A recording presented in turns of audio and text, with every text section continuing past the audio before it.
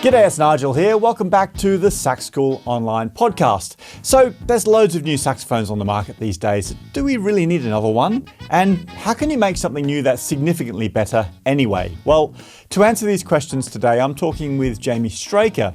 Jamie's the head of Europe's biggest saxophone retailer, sax.co.uk, and they've just released their Atlantic Saxophone range. So we're going to be chatting about the whole design process, the thinking process, what inspired them to even make another brand of saxophones and why their Atlantic saxophones are different. It should be a really interesting conversation, so I'm really glad that you can join me for it. Just before we do dig into that conversation though, if you love learning about saxophone and playing better and you enjoy this podcast, could I just ask you to share it with somebody else, maybe just even one other person? It would really help us to reach more people like you, make more friends, and we'd really appreciate that. Okay, let's get stuck in.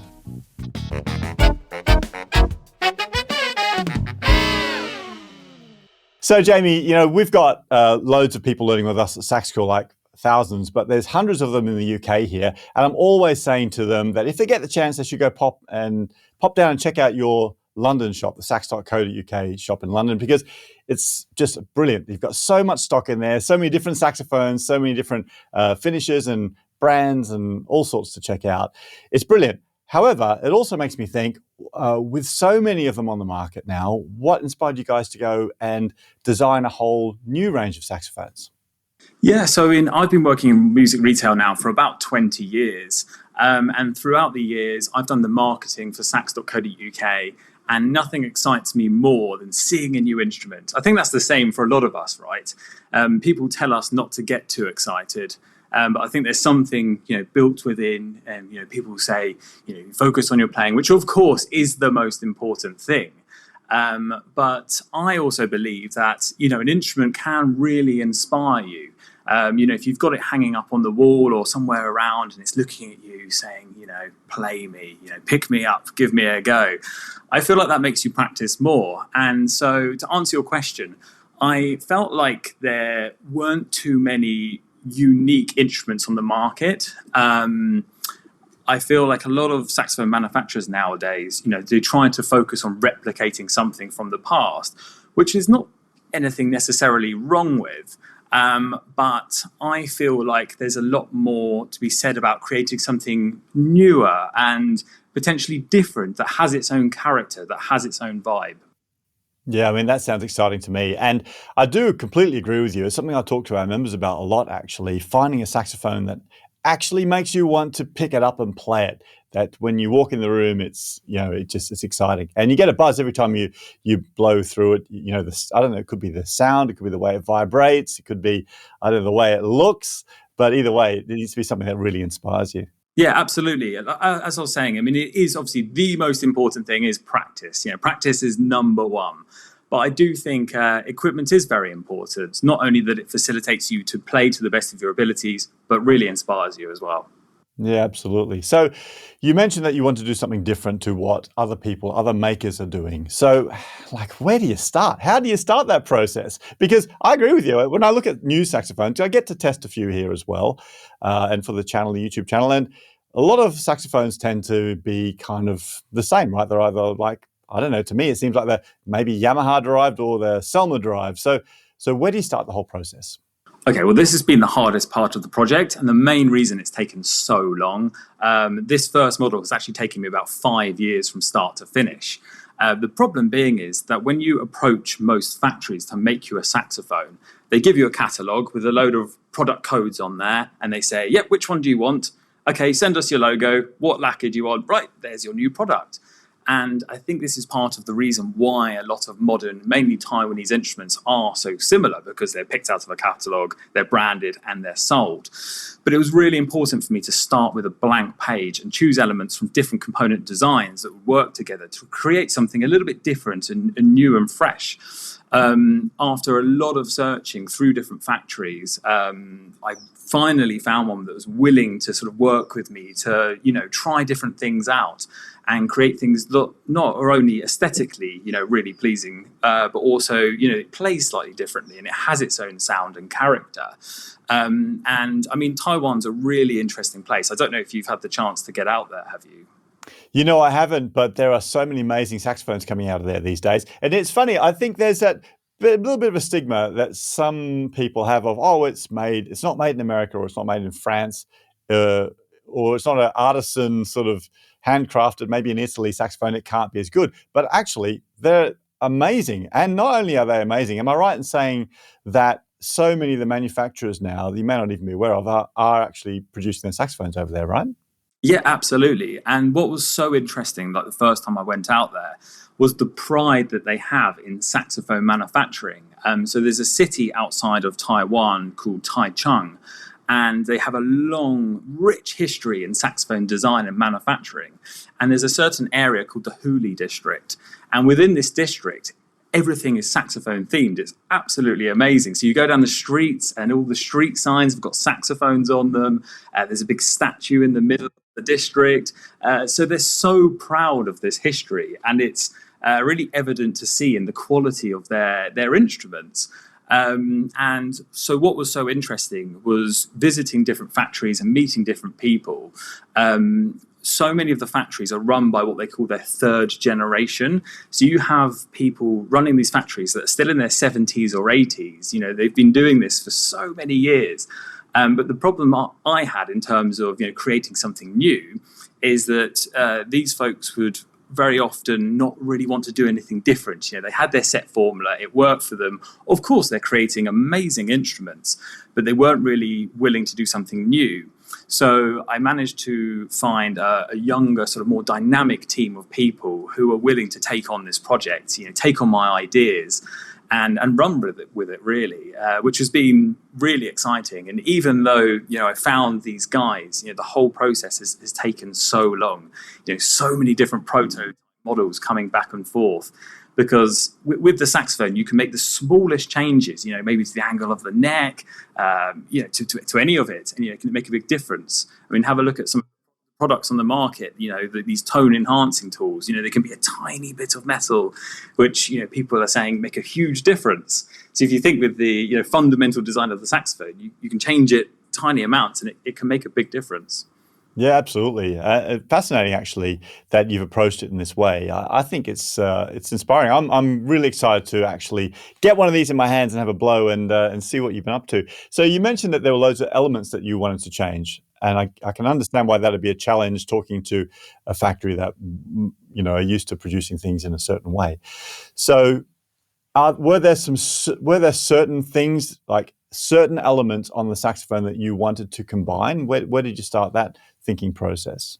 Yeah, so I mean, starting with the thing we actually changed the least was the key work, funnily enough. And I mean, the key work on the saxophone is a really interesting thing to me. I mean, often I'm in the shop and I'm looking at it thinking, how has this happened? Like, how has it evolved into this? It's amazing. And it hasn't really changed that much since the Selmer Mark VI. And I am sure there are more logical ways and more intelligent ways of laying out the saxophone, because you look at it, it looks quite archaic, doesn't it? It looks like it makes no sense. And I think especially when you're starting the saxophone, you look at it and it looks so daunting. You compare it to a piano or a guitar, where everything's sort of laid out in a very linear fashion. You sort of think, wow, how am I ever going to learn this? But the thing is that because most student saxophones, most of the keywork is laid out similar to the Selmer Paris design, that's what people are familiar with. And so often when we have instruments in the shop that have slightly different key work, Carworth is a good example. They have a different key layout. People often don't actually get on with it that well because it's not familiar to them. So I think it was really important, although I wanted to, create something new, there needed to be certain levels of familiarity to the players. They want to get on it and feel at home almost straight away. And having tested out different keywork designs with different players, it was actually the Selmer Paris kind of design that seemed to work best across the board. Something else that was very important to me was actually to test the instrument with a wide variety of players. What you'll find that most manufacturers do is they give them to professional players who, of course, are incredible. They sound amazing on anything. And the thing is with pro players, they could play something that's beaten up and hasn't been serviced for a couple of years and sound fantastic. Where actually, the more sort of beginner and intermediate market, them playing your instrument is almost more representative or better representative of how well it plays. Yeah, that's a really good point. I mean, that's something that I actually see a lot amongst our Sax School members, because we've got a lot of people, adult learners, who are maybe starting their saxophone journey, a bit more mature as well. So they maybe have the facility to go out and buy lots of different types of saxophones, but they still are developing their skills, right? So we see people who get frustrated because they've got what they think should be a brilliant vintage saxophone, but they actually find it's quite difficult to play, So, yeah, it's got to be easy to play for somebody at the beginner. And that's also really important for their learning development, because if you reach that roadblock earlier on in your journey, it can really put you off. So, absolutely. So it was very important to us they're all set up in our workshop in the shop. And my technician, Lewis, I'm not sure if you've met him before, but he is very, very particular. He needs to make sure that everything is perfect. And something that we find with a lot of brand new saxophones is the keywork feels quite heavy. And of course, you can have it lightened by a technician, or over time, it does tend to sort of, bed in and play a little bit lighter. But what we're trying to do is, from day one, that it feels light, it feels a bit more nimble to play than other saxophones on the market. So that was very important to us. And then in terms of the keywork again, like I said, it is very similar to the sort of Selma Paris keywork, just because we want people to pick it up and just instantly feel happy. But we have sort of adjusted the table keys ever so slightly just to feel a bit more ergonomic as well, because that's an area, of course, that can be a bit troublesome for some people, having to stretch down. So that was sort of a key. Sorry, excuse me. Okay, so the key area of concern. Yeah. I see what you did there. Pun in some way. Yeah, got it. Okay, cool. Well, it makes sense to keep the key work familiar and consistent. Hey, real quick, if you're enjoying the podcast, don't forget to follow it. And if you're feeling really inspired today, look, it'd be awesome if you could leave us a 5-star review. That would just make our day. All right, thanks a bunch. Let's get back to the episode. So the other elements of the sax, what other things did you experiment with? I mean, there's the neck, there's the bell, the type of material it's made from. Yep, exactly. So something that, it's a funny one, a lot of people ask for in the shop.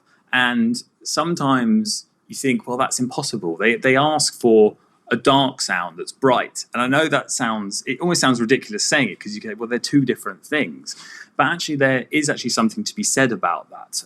Whereas I think you can sort of cover, certain harmonic frequencies where you do almost get both. And I think it was very important to me to create an instrument that had an underlying bass, warmth and depth, because that's almost the thing that's instantly satisfying to you as a player. It is to me, at least. I come from a guitar background initially, and I used to play with big 4x12s and things, and it was that room shaking ability. It's also why I love the baritone saxophone that really got me going. So I sort of thought, okay, so if we can create a sound that has that underlying depth, but also with that sizzle and edge on top, and try and cover all the frequencies as much as we can, that should hopefully give us the most sort of satisfying all-round sound. That obviously, has a nice core sort of projection as well. How do you do that then? How did you achieve that? Yeah, with lots and lots of prototyping. The thing is about it, it's almost like there's not like I'm sure there is a scientific formula somewhere, but it was just in terms of prototyping different bells, as you say. So it was like the enlarged bell versus the smaller bell. So in terms of that, we found that the large bell did give you more projection, as you'd think it would, which just gave you a slightly more room-filling capability. And then in terms of the neck, the neck is something that, we all sort of take for granted, really, and we just stick with whatever comes with the saxophone. And I think the reason why most people focus on mouthpieces rather than changing the neck is because the mouthpiece is a bit more exciting to buy, to be honest with you. I feel like it's more fun having different mouthpieces, and they're all marketed in a certain way, whereas necks just seem to be this kind of quite boring object that we plonk on the end of our saxophone. Also, though, Jamie, I wonder if it's more difficult to find a replacement neck that's going to fit size-wise and all that sort of stuff. It's not as easy to. Like, you go to a saxophone shop, it's not as easy to find a bunch of different options for necks as there are for mouthpieces. I bet also part of that is because of the manufacturing and the fact that there isn't a consistent consistency with the sizes for necks, is there? So what's interesting is we've experimented with this in the shop because we know how important the neck is, and we've made a real conscious effort in certain periods of time of stocking a huge selection of different necks, and marketing them, saying to people, look, this makes a massive difference. And whatever we seem to do, people just don't get excited by it and they don't buy them.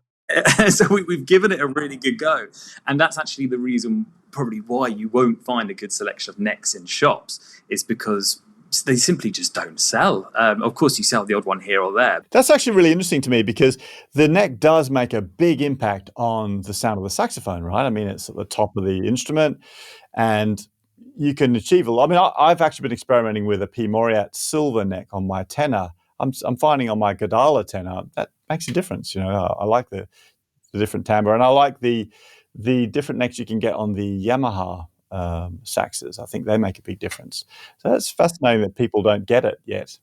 No, they don't. And I just think it's because people don't get excited by it. I think that's mainly what it is. You don't see a new neck coming out and go, oh my God, wow, that looks so cool. It's so glamorous. Oh. Make my money, do you? But with mouthpieces, you do, don't you? You see a new mouthpiece. Marketing from Jody Jazz or Theo Waddy, they got their glamorous videos and top players playing them. You think, I'm going to get that. And then you open your drawer that's already got 50 in there, add it to the pile.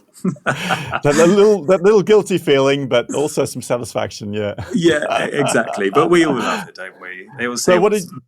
So what did you do with your neck then for this new? By the way, we haven't mentioned it. It's called the Atlantic, right? The new range of saxophones. Yeah, it's probably quite important actually. Yeah, I should probably mention that. Got a t-shirt on in here, but it's a bit cold. Oh, nice. Nice. Actually, sorry, one other thing. I know I'm being rude and talking over here. The other thing I wanted to just point out is that it's called Atlantic, and also you're building, or you've built. Your target was to build a pro-level saxophone, right? This isn't a beginner instrument. Is that the sort of market that you're aiming at, or standard you're aiming at?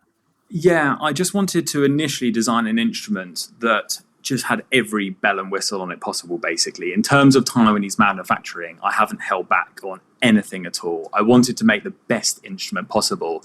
And it's actually something I got from Yamaha, where they use what they call a top-down design process within their models, and I think it was important to get this flagship model as good as possible. And as I said, it's taken 5 years to get to this point.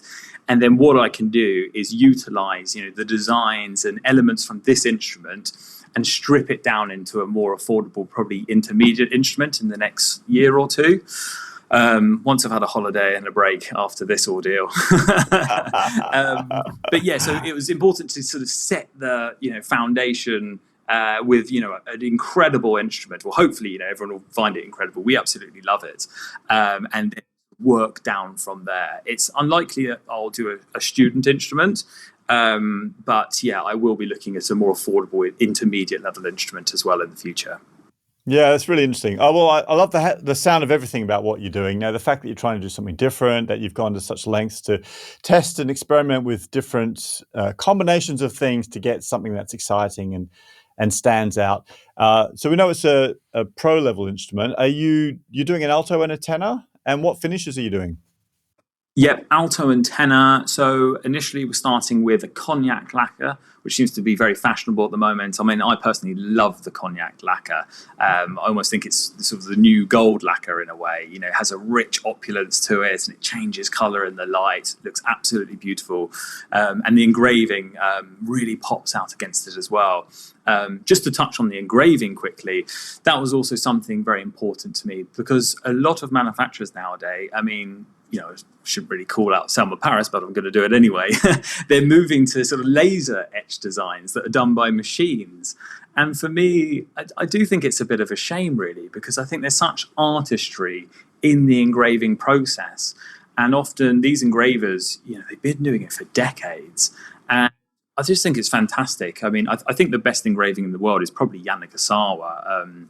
I think, do you own a Yannick Asawa? Or no, but I've had a bunch through here, and I agree. I think they look fantastic. Mind you, I've seen the pictures of your new Atlantic saxophones, and the engraving, it's one of the things that really stood out to me. I think it looks beautiful. Thank you so much. Yeah, I mean, the engraver that works in the factory, he's been there for literally decades now. And the skill and the attention to detail is remarkable. And again, it's just another one of those elements that, when you get an instrument and you pick it up, you just think, wow, it's a work of art in a way. Here's this person that's, worked on these skills for 20, 30 years, and they've, put a piece of art on my instrument. I just think it's really, really inspiring to me. And, I look at laser etch designs and I feel like it's just a bit of a shame, really, that a robot has made that for you. And of course, aesthetics is only, it's a minor part of the project, but I do think it's really important. So are the new Supremes then, the engraving, is that done by hand or is that done with laser? No, it's done by machine. Yeah, they have a... So even on the top end Selmas, wow, that's interesting. Yeah, even on the top end Selmas, I think it's just to save time. I mean, the Selma Supreme is a remarkable instrument. It's absolutely fantastic, and the most popular instrument that we actually sell at the moment, which is quite something. But that element of it, is no longer done by hand, which I think is a bit of a shame, really. Maybe there's a shortage of those older, trusty, engravers. Maybe it's a dying art. No, definitely. A problem throughout the last couple of years, especially throughout the pandemic, was actually finding skilled staff to work in a lot of these saxophone factories. As you say, these are such specific skills, and unfortunately, a lot of younger people don't want to get into, being a saxophone tone hole puller or something niche like that. So you might find, like in our store and other stores, that stock has been difficult to get hold of, and this is one of the reasons. Finding saxophone technicians and factory workers has been very hard. So Jamie, what about the material? Everyone's going to want to know what material you're making the saxophone from. Have you chosen anything different here? Yeah, so actually it might sound boring, but we settled with brass in the end. We did try bronze, we tried silver plating, and it is quite a hot topic in terms of what the material does. Everyone seems to have a different opinion. And my opinion is that the material doesn't necessarily change the tone as much as you might think. I think it's mainly an aesthetic thing, to be honest, the way the saxophone looks. And also mainly the way the saxophone projects. I think, especially when you're recording them, we've done some tests again just through the shop, and it is the reason why we've never put a video out actually saying, like, okay, what's the difference between bronze, silver, brass and solid silver, lining them all up. Because what's happened when we've done these tests and recorded them, they all end up sounding almost exactly the same through a microphone. So my theory is I think it changes the way it projects ever so slightly. And in my opinion, I feel like the only one that really makes a big difference is solid silver, to my ears at least. That's the one whenever someone plays it next to me, it's always better to listen to someone else playing it, I would find, to sort of try and work out the differences. Is with solid silver, there's an instant kind of room-filling quality. But we didn't really have the budget for solid silver instruments quite yet. So so brass, and I think there must be a good reason why, going back to Selma Paris, they only make brass instruments. I think brass almost had the best sort of like balance in terms of this projection I'm talking about. But it's a funny one because everyone seems to have a different opinion on it. But mine it's a hot topic. Yeah, it is. Yeah. Mine seems to be it's about the way the saxophone projects rather than the actual tone. But I'm sure you'll find someone else who says that's absolute rubbish. I think it's this, but it's what makes it quite interesting in a way. It does make it interesting because everyone does have an opinion, and there's so many different elements to go in there. It's not just about the sound, as you say. It's about the way it makes you feel and the vibrations you even get back from the saxophone. But from an audience listening point of view, it's not always apparent. That's really interesting. So you're doing an alto and a tenor at the moment. Are there plans to do soprano, baritone as well? Yeah, I think I'm going to focus on the alto and tenor, pretty intermediate model first, and then move over to the soprano and the baritone. I think because I have like the foundation of this design now, I can utilize that within these alto and tenor models. And then when I start with the soprano and baritone, because fundamentally they're such different instruments, that's probably going to have to be a whole nother separate project of prototyping. And, I could go down the easy route of, give me the catalogue, what other saxophones do you produce? Right, that one there, here's my name. but it's just not what it's all about. And it's been very important to me to create something that's got its own vibe and it's a bit more interesting. Yeah, look, I think it sounds fantastic, Jamie. Something that bugs me when I look at pro saxophones, the more expensive ones, is that it seems to me that some of them are really built to appeal to people who are looking at it just from an aesthetic point of view, and they're not really thinking about the way they actually play. To me, a saxophone is a tool. I mean, I've had my saxophones for a really long time. This one I've had for like 30-something years, and my old trusty 62, and I love it. It works for me. I'm familiar with it. And I can rely on it. It does everything I need it to do. But saxophones can be super, super expensive. And sometimes I think a lot of that cost is down to the way, things that they're putting in that really are just making it look nicer, but not necessarily making it play better. And so I love the way that you're approaching it from a different angle, where you're producing a saxophone that's not going to be ridiculously expensive. But they're going to be functional, and they're going to look great, and they're going to be a bit different as well, stand out. I think that's fantastic. Yeah, what I wanted to do was tick all the boxes, really, because I think both sides of it are important.